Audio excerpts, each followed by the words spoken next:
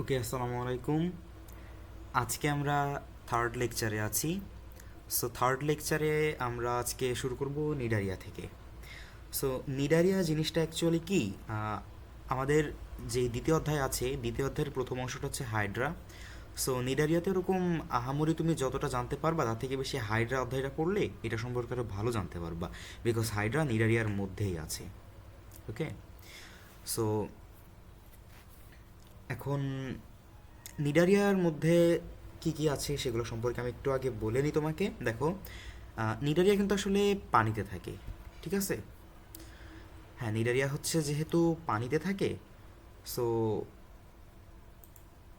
নিডারিয়াকে তোমার একটা সামুদ্রিক প্রাণী বলা যাইতে পারে। সো নিডারিয়ার মধ্যে যেগুলো আছে আমি সেগুলো একটু বলে নিই তোমাকে। নিডারিয়ার মধ্যে আছে হাইড্রা, জেলিফিশ আর সাগর কুসুম, ঠিক আছে? হাইড্রা, জেলিফিশ এবং সাগর কুসুম। ওকে,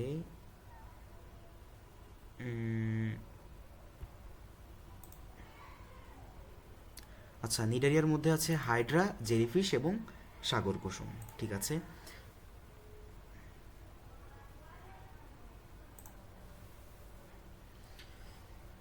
তো এখন নিডারিয়ার বৈশিষ্ট্যগুলো আসলে কি কি দেখো। এখন এরা থাকে কিন্তু তোমার পানিতে, ঠিক আছে? সো যেহেতু নিডারিয়া পানিতে থাকে, সো মাস্ট এদেরকে কি সামুদ্রিক প্রাণী, এটা তো তুমি বলতে বাধ্য। সো এদের প্রথম বৈশিষ্ট্য হচ্ছে যে এরা যেহেতু 2 নম্বরে আছে, পরিফেরা ছিল 1 নম্বরে, 2 নম্বরে হচ্ছে নিডারিয়া। সো নিডারিয়ার বৈশিষ্ট্যের মধ্যে কি, অবশ্যই 2 নম্বর ধাপে যেটা ছিল অর্থাৎ সংগঠনীয় মাত্রাটা। সো প্রথম সংগঠনীয় মাত্রা ছিল হচ্ছে জাস্ট কোষ মাত্রা, এবং দ্বিতীয় সংগঠনীয় মাত্রা হচ্ছে কোষ টিস্যু মাত্রা।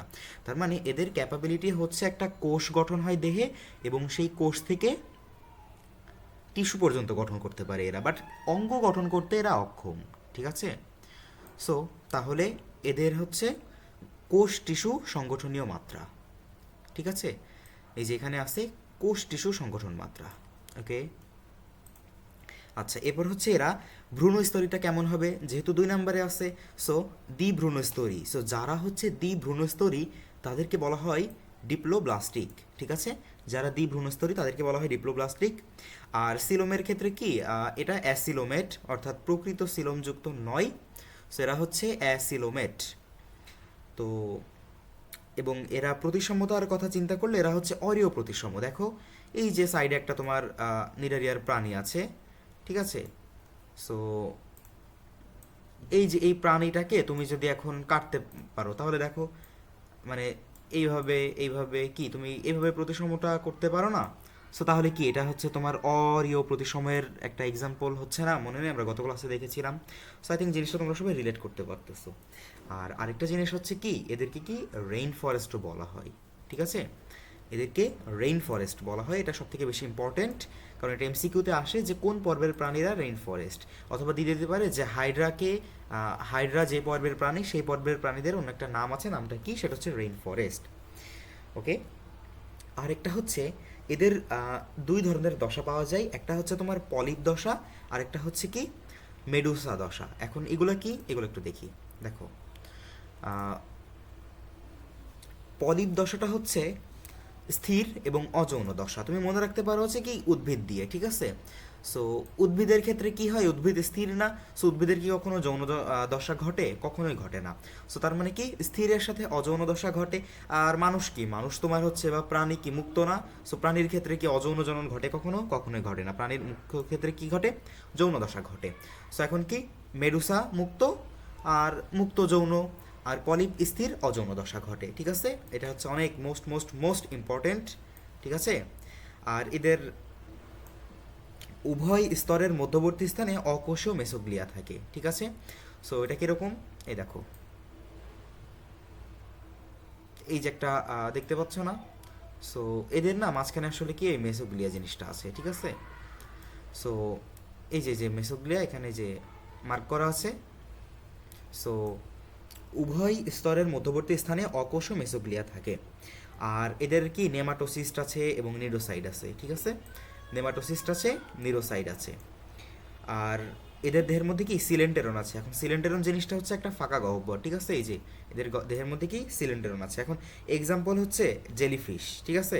এক্সাম্পল হচ্ছে জেলিফিশ, যেটার বৈজ্ঞানিক নাম দেওয়া আছে অরেলিয়া অরিটা, জেলিফিশ। Okay fine. আচ্ছা, সো নিডারিয়া সম্পর্কে যাই হোক টুকটাক জানতে পারলাম।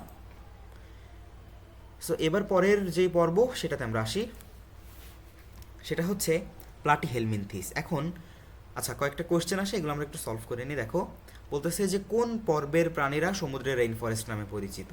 সো দেখছো তাহলে কি নিডারিয়া। ওকে, এরপর বলতেছে যে কোরাল এবং জেলিফিশ কোন পর্বের প্রাণীরা। কোরাল এবং জেলিফিশ হচ্ছে কি নিডারিয়া। তুমি জেলিফিশ তো জানো তাই না, আর বই পড়লে কি তুমি কোরালটা সম্পর্কেও জানবা। আসলে কোরাল এবং জেলিফিশ হচ্ছে নিডারিয়া। এটা কিন্তু যশোর বোর্ড 2016 সালে আসছিল, ঠিক আছে। ওকে, দেন একটা কোশ্চেন আছে যে কোশ্চেনটা হচ্ছে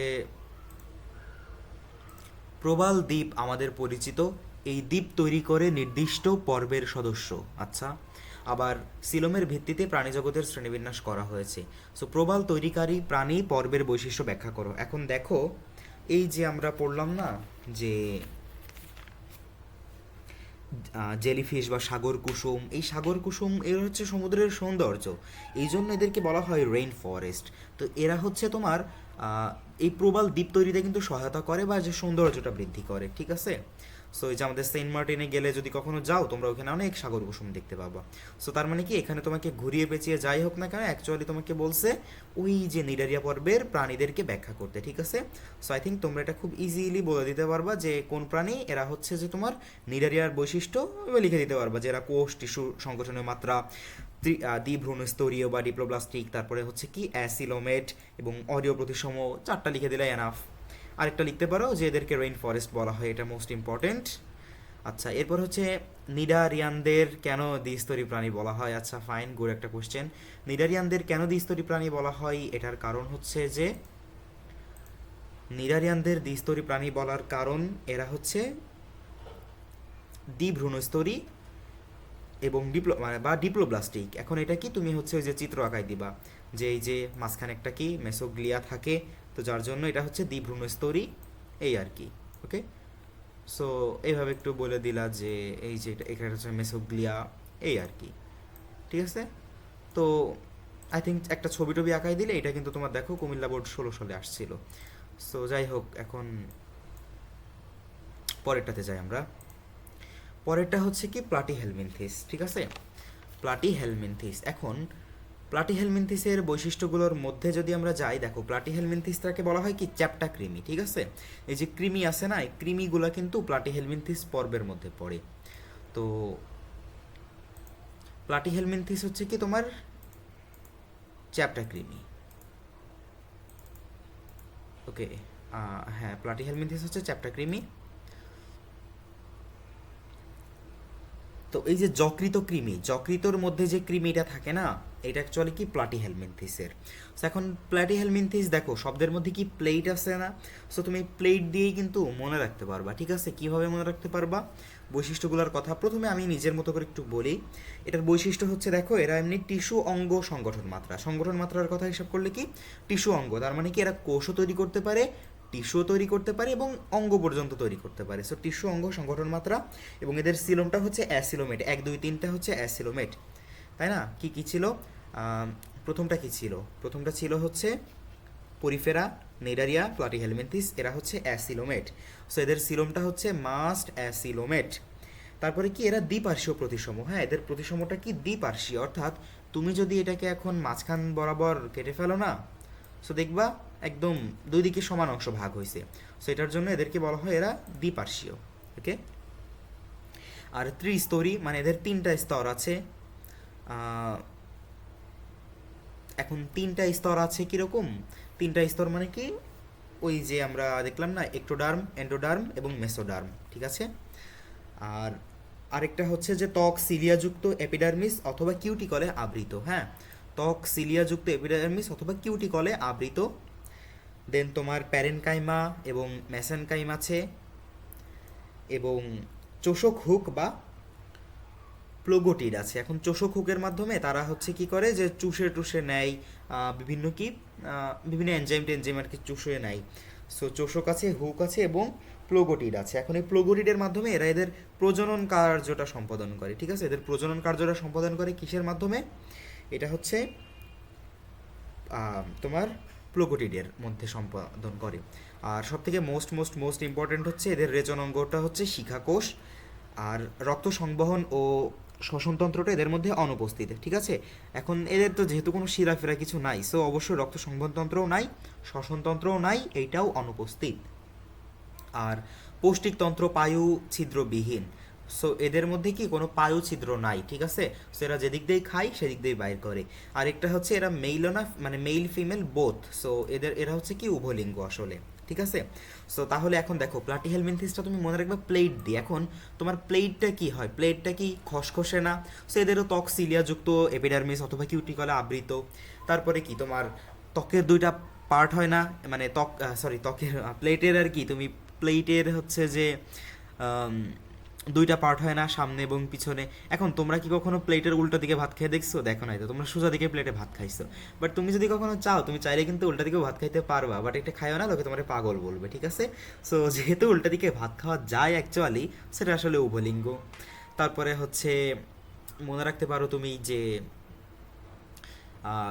একটা প্লেট, সো প্লেট তুমি মাঝখান বরাবর যদি ভেঙে ফেলো তাহলে দেখবা যে একটা কি দুই দিকে দুইটা সমান সমান অর্ধবৃত্ত পাবা। সো তার মানে কি এরা দ্বিপার্শ্বীয় প্রতিসম, ঠিক আছে?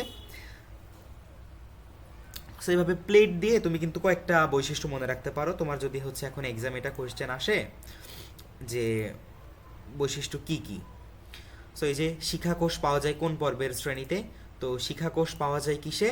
প্লাটিহেলমিনথিসে, ঠিক আছে? শিখাকোষ হচ্ছে এটা রেচনাঙ্গ, এটা মোস্ট ইম্পর্ট্যান্ট। তারপরে হচ্ছে প্লাটিহেলমিনথিস পর্বের রেচনাঙ্গের নাম কি? শিখাকোষ। একই কোশ্চেন কতবার আসছে দেখছো? আচ্ছা, এবারে যে বোর্ড কোশ্চেন একটা আসি, বলতেছে যে প্রাণী জগতে 3টি পর্বের রেচন প্রক্রিয়ার সাথে সংশ্লিষ্ট বৈশিষ্ট্য হলো শিখাকোষ, নেফ্রিডিয়া এবং কক্সাল গ্রন্থি। আচ্ছা, নেফ্রিডিয়াও কি এটা আমরা পরে দেখব, কক্সাল গ্রন্থি পরে যদি আসে আমরা অবশ্যই দেখব। সো এখন আমরা কোনটা জানি? এখন আমরা জানি শিখাকোষটা। এখন শিখাকোষটা জিনিসটা দেখো কি বলছে, যে উদ্দীপকে উল্লিখিত প্রথম ধরনের কোষ বিশিষ্ট পর্বের উদাহরণ। এখন প্রথমটা কি আছে? প্রথমে আছে শিখাকোষ। তো শিখাকোষটা আছে কার? শিখাকোষ আছে চ্যাপ্টাক্রিমি বা প্লাটিহেলমিনথিসের। সো এখন তার মানে কি বলছে আমাকে? অ্যাকচুয়ালি কি ইনডিরেক্টলি এরা বোঝাই দিছে যে শিখাকোষ হচ্ছে প্লাটিহেলমিনথিসে, আমাকে এখন প্লাটিহেলমিনথিস পর্বের উদাহরণের বৈশিষ্ট্যগুলো লিখতে হবে। সো এখন এটার বৈশিষ্ট্য তুমি কিভাবে লিখতে পারো? তুমি জাস্ট বৈশিষ্ট্যগুলো প্রথমে লিখবে যে এগুলো হচ্ছে প্লাটিহেলমিনথিস, দেন বৈশিষ্ট্যগুলো লিখবা যে চোষক হুক থাকে পৌষ্টিকতন্ত্রে, রেচন অঙ্গ হলো শিখাকোষ, এপিডার্মিস এপিডার্মিস কি তোমার যে ত্বক সিলিয়াযুক্ত এবং এপিডার্মিস। তো এপিডার্মিস অর্থ হচ্ছে ত্বক এবং দেহাকৃতি দ্বিপার্শ্বীয়, শ্বসনতন্ত্র সংবহনতন্ত্র নাই। এইভাবে একটু তুমি খুব সুন্দর করে পয়েন্ট পয়েন্ট আকারে যদি লিখে দাও, সো 1 2 3 4 5 5টা করে যদি তুমি লিখে দাও, you will get a full marks in this answer. So এই যে সেম কোশ্চেন, যে শিক্ষক ক্লাসে এমন কিছু প্রাণীর নাম বললেন যাদের শিখাকোষ, নেফ্রিডিয়া ও মালপিজিয়ার নালিকা আছে। উদ্দীপকে উল্লিখিত প্রথম অঙ্কটি যে পর্বে তার শনাক্তকারী বৈশিষ্ট্য ও উদাহরণ দাও। সো তাহলে কি, যে শিখাকোষ কার আছে? শিখাকোষ আছে প্লাটিহেলমিনথিসের, ঠিক আছে? আচ্ছা, এবার আসি গোলকৃমি বা নেমাটোডাতে, ঠিক আছে?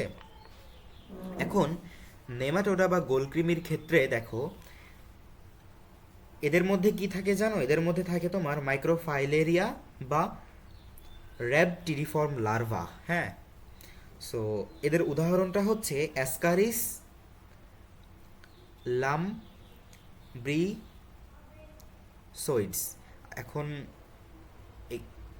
এই যে বইয়ের মধ্যে তোমরা এটা পাবা বানান সহ। সো আমার স্পেলিংটা ভুল হইতেই পারে, সো স্পেলিংটা আসলে মেটার না, বিকজ আমি তো আর ভাইভা দিচ্ছি না। সো বানানটা তোমার যেভাবেই হোক ভুলভাল স্পেলিং দিয়ে মনে রাখলেও চলবে। তো এখন দেখো একটা জিনিস তোমাকে, একটা ওয়ার্ড মিনিং আমি শিখাই, মনে রাখো। মাউথ মানে মুখছিদ্র এবং অ্যানাস মানে পায়ুছিদ্র, ঠিক আছে? মাউস মানে মুখছিদ্র, অ্যানাস মানে পায়ুছিদ্র, বিকজ অনেক সময় কি ইংলিশ টার্মে থাকতে পারে কোশ্চেন। সো এখন দেখো বৈশিষ্ট্যের মধ্যে আসি। এদের বৈশিষ্ট্য হচ্ছে কি, এরা গোলকৃমি বা কেঁচোকৃমি হচ্ছে নেমাটোডার অন্তর্ভুক্ত। গোলকৃমি বা কেঁচোকৃমি হচ্ছে নেমাটোডার অন্তর্ভুক্ত।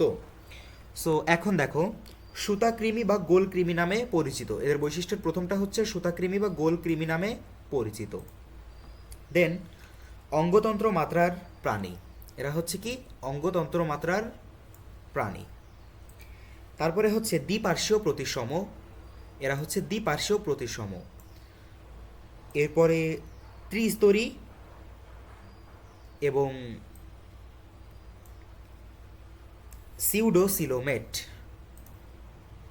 ঠিক আছে। সিউডোসিলোমেট মানে কি নকল সিলোম বা ভ্রান্ত সিলোম যুক্ত। তারপরে হচ্ছে যৌন দ্বিরূপতা আছে। যৌন দ্বিরূপতা কি এই জিনিসটা তোমরা জানো? আচ্ছা, যৌন দ্বিরূপতা কি এটা না জানলে কি আমরা জেনে নেব। যৌন দ্বিরূপতা আছে, ফাইন। তারপরে হচ্ছে মাইক্রোফাইলেরিয়া বা র্যাপটিডি ফর্ম লার্ভা দশা আছে, যেটা প্রথমেই বললাম, ঠিক আছে। আর মুখছিদ্র ওষ্ঠে পরিবৃত, তার মানে মুখছিদ্রতা কোথায় আছে জানো? ওষ্ঠে পরিবৃত আছে। এটা ছাড়াও তোমার অখণ্ডকায়িত, এরা দেহ ইলাস্ট্রি নির্মিত এবং কিউটিকল দিয়ে আবৃত। নলের ভিতর নল আছে, এটার মানে কি জানো? দেহটা আসলে নলাকার, ঠিক আছে। নলের ভিতরে নল, এই যে তুমি শেপটা দেখো, এই যে তুমি দেখো নলের ভিতরে নল আছে না, এই যে নলের ভিতরে নল। সো এই জন্য নলের ভিতরে নল আছে এবং শ্বসনতন্ত্র এবং সংবহনতন্ত্রটা না অ্যাকচুয়ালি অনুপস্থিত, ঠিক আছে। তো এই যে বৈশিষ্ট্যগুলো আছে না, এগুলো জাস্ট তুমি একবার একটু পড়ে যাবা, দেখবে তোমার মনে থেকে যাবে। সো আমি প্রথমে তোমাকে বললাম না যে যৌন দ্বিরূপতা কি, এই জিনিসটা একটু বোঝা প্রয়োজন। সো দেখো, যৌন দ্বিরূপতা জিনিসটা হচ্ছে একই প্রজাতির স্ত্রী ও পুরুষ সদস্য বর্ণ, আকার, আকৃতি বা গাঠনিকভাবে পৃথক হলে তাকে যৌন দ্বিরূপতা বলে। ব্যাপারটা বোঝো নাই, আমি আবার তোমাকে রিপিট করি, শুনতে শুনতে বুঝে যাবা। একই প্রজাতির স্ত্রী ও পুরুষ সদস্য বর্ণ, আকার, আকৃতি বা গাঠনিকভাবে পৃথক হলে তাকেই যৌন দ্বিরূপতা বলে। সো মানুষের মধ্যে কি যৌন দ্বিরূপতা দেখা যায়? অ্যাকচুয়ালি তোমার সহজভাবে বলতে গেলে কোনো প্রাণীকে দেখে যদি সেটা চেনা যায় যে সেটা মেল না ফিমেল, তার গঠন বা আকৃতি দেখে সেই জিনিসটাই সেই প্রাণীর যৌন দ্বিরূপতা। যেমন কি মানুষের মধ্যে যৌন দ্বিরূপতা আছে, এটার কারণ কি? মানুষের বর্ণ মানে পুরুষের বর্ণ এবং নারীর বর্ণ ডেফিনেটলি আলাদা, আকার আলাদা, আকৃতি হ্যাঁ আকৃতিও বলা যায় আলাদা, বাট মানুষের তো সেম প্যাটার্ন। তুমি হচ্ছে স্কাল দেখে বা কঙ্কাল দেখে আসলে ওইভাবে বুঝতে পারবা না। যারা হচ্ছে এক্সপার্ট তারা হয়তো, যারা ফরেন্সিক ল্যাবে কাজ করে তারা কঙ্কাল দেখলে বুঝতে পারে যে এটা মেল কঙ্কাল না ফিমেল, বাট তুমি তোমার এই পর্যায়ে বা আমি বুঝতে পারবো না, ঠিক আছে। এবং গাঠনিকভাবে মানুষ এবং পুরুষ মানুষ এবং নারী অবশ্যই ভিন্ন, ঠিক আছে। সো মানুষের মধ্যে যৌন দ্বিরূপতা দেখা যায়। এখন কথা হচ্ছে যে নেমাটোডার কিন্তু খুব কঠিন আহামরি কিছু না। সো এইটা কি এটা তুমি মনে রাখতে পারো কিভাবে? নেমাটোডা ওয়ার্ডের মধ্য দিয়ে। এখন নেমাটোডা ওয়ার্ডের মধ্যে কি কে লেটার আছে? NEMATODA, তাই না? সো তাহলে দেখো, এনতে কি নকল সিলোম যুক্ত, নলের ভিতর নল এবং নাই কি নাই? শ্বসনতন্ত্র এবং রক্ত সংবহন তন্ত্র নাই। আচ্ছা, আরেকটা জিনিস হচ্ছে কোনো খণ্ডকায়ন করা যায় না বা নো খণ্ডকায়ন। আর ইতে হচ্ছে ইলাস্টিন এম, দেন এম এম জিনিসটা আমরা একটু স্কিপ করে গেলাম, এম এ কিছু নাই, এতেও কিছু নাই। টিতে আছে টিউব উইথ ইন টিউব, এটার মানে হচ্ছে নলের মধ্যে নল, ওতে কিছু নাই। ডিতে হচ্ছে দ্বিরূপতা এবং দ্বিপার্শ্বীয়, এতে কিছু নাই। সো এই যে নেমাটোডা ওয়ার্ডের মধ্যে যে লেটারগুলো আছে, এই লেটারগুলোর মাধ্যমেই কিন্তু আমরা জেনে গেলাম যেটার বৈশিষ্ট্য কী কী। সো এখন ওকে, তো এখন আমরা আচ্ছা কোশ্চেন হ্যাঁ আছে। আচ্ছা, কৃমির প্যাচ মুক্তি এই জিনিসটা একটু জানবো। দেখো, এখন তোমার প্লাটিহেলমিনথিসও কিন্তু কৃমি, আবার তোমার নেমাটোডাও কৃমি। সো প্লাটিহেলমিনথিসও কৃমি, নেমাটোডাও কৃমি, বাট এগুলো কি আমরা একটু ওলট পালট করে ফেলি। সো এখন দেখো, এই যে ফিতা কৃমি আছে না, যেটার বৈজ্ঞানিক নাম হচ্ছে টায়ানিয়াসোলাম, এই যে ফিতাকৃমি। সো এই যে ফিতাকৃমি, তারপরে রক্তকৃমি এবং যকৃতকৃমি। সো এই জিনিসগুলো আসলে প্লাটিহেলমিনথিসের মধ্যে আছে।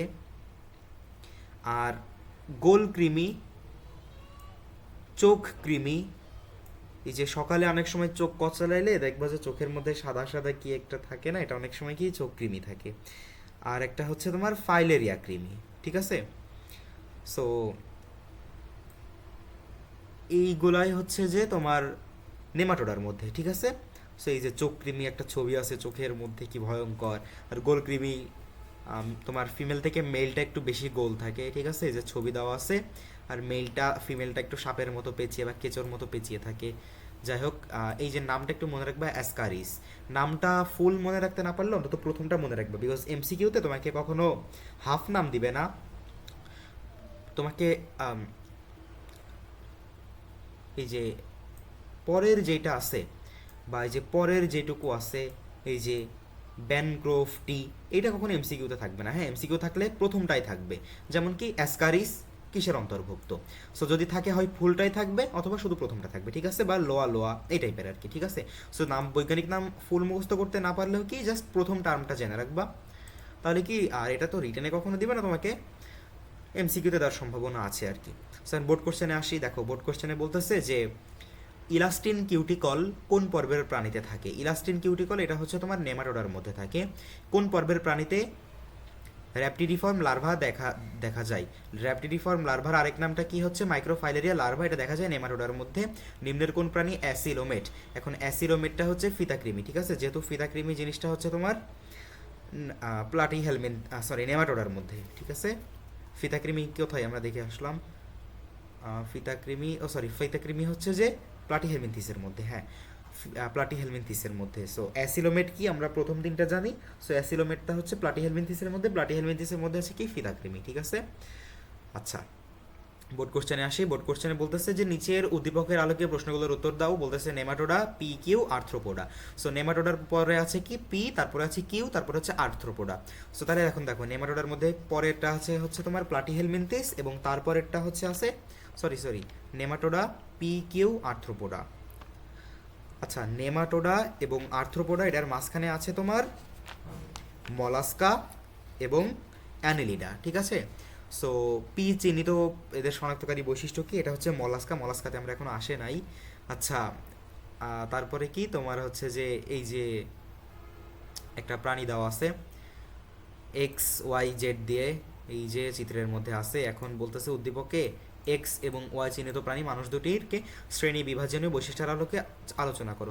এক্স এটা হচ্ছে একটা কি প্লাটিহেলমিনথিস, ঠিক আছে, একটা কৃমি। আর ওয়াই এর মধ্যে দেখো চোখের মধ্যে কৃমি, তার মানে কি এরা হচ্ছে তোমার একটা নেমাটোডা। আর এটা যেহেতু তোমার একটা নর্মাল কৃমি, আমরা ধরে নিই এটা প্লাটিহেলমিনথিস, দুইটা কখনোই এক হবে না, ঠিক আছে। সো এটা হচ্ছে তোমার দিনাজপুর বোর্ড 2021 সালে আসছিল। সো এই যে বৈশিষ্ট্যের আলোকে তোমাকে তুলনা করতে বলছে প্লাটিহেলমিনথিস এবং নেমাটোডা। সো তুমি কিভাবে বৈশিষ্ট্যটা পার্থক্য করবা, সংগঠন মাত্রার আলোকে করবা, প্রতিসমতা দিয়ে করবা, সিলোম দিয়ে করবা, খণ্ডকায়ন দিয়ে করবা, পৌষ্টিকতন্ত্রের আলোকে করবা, সংবহনতন্ত্রের আলোকে করবা, শ্বসনতন্ত্রের আলোকে করবা এবং রচনতন্ত্রের আলোকে করবা। সো এখন কি প্লাটিহেলমিনথিসে তুমি লিখতে পারো টিস্যু অঙ্গমাত্রা দ্বি প্রতিসম বা দ্বিপার্শ্বীয়, অ্যাসিলোমেট অর্থাৎ নাই, খণ্ডকায়নও করা যায় না, পৌষ্টিকতন্ত্র পায়ুছিদ্র নাই, রক্ত সংবহনতন্ত্র নাই, শ্বসনতন্ত্র নাই, রেচনতন্ত্র হচ্ছে শিখাকোষ। আর নেমাটোডার ক্ষেত্রে কি, এটা অঙ্গতন্ত্র মাত্রা, এটা দ্বিপ্রতিসম, সিউডোসিলোমেট বা ভ্রান্ত, খণ্ডকায়ন নাই, পৌষ্টিকতন্ত্রতে পায়ুছিদ্র আছে, রক্ত সংবহনতন্ত্র নাই, তারপরে তোমার শ্বসনতন্ত্র এটাও নাই, রেচনতন্ত্র এটাও নাই। সেভাবে তুমি কৃমির পার্থক্যটা করে দিতে পারো খুব সহজেই। পার্থক্যের বিষয়গুলো তো প্রথমে আমি বললাম, যদি বুঝতে না পারো তুমি ক্লাসটা আবার একটু ব্যাকে যে ওইটুকু আবার একটু লো স্পিডে দেখতে পারো। তো যাই হোক, এখন আর যদি তোমার খালি নেমাটোডার আর কি বৈশিষ্ট্যগুলো বলে, তাহলে তুমি কি লিখতে পারো যে শনাক্তকারী বৈশিষ্ট্য: দেহ নলাকার এবং দুই প্রান্ত ও মধ্যভাগ চওড়া, দেহ মসৃণ, শক্ত ও স্থিতিস্থাপক কিউটিকলে আবৃত, দেহের অগ্রভাগে 3টি ওষ্ঠ দিয়ে পরিবৃত মুখছিদ্র রয়েছে, অগ্রভাগের সামান্য পেছনে অঙ্কীয় দেশে রেচনরন্ধ্র অবস্থিত, পুরুষ কৃমির পশ্চাৎ প্রান্ত বাঁকানো ও পিনিয়াল সিটি যুক্ত, ঠিক আছে। আচ্ছা